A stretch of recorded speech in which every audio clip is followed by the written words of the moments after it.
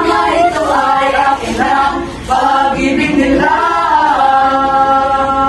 Mahal na mahal na mahal, mahal na mahal na mahal, Mahal na mahal na mahal na mahal nila tayo.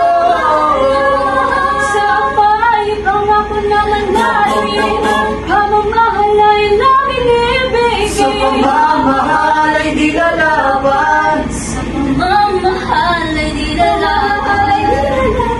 kailangan nga pagpasyahan para sa kabutihan ng iglesia, upang bawat isa sa ating isiguro ating kaligtasan.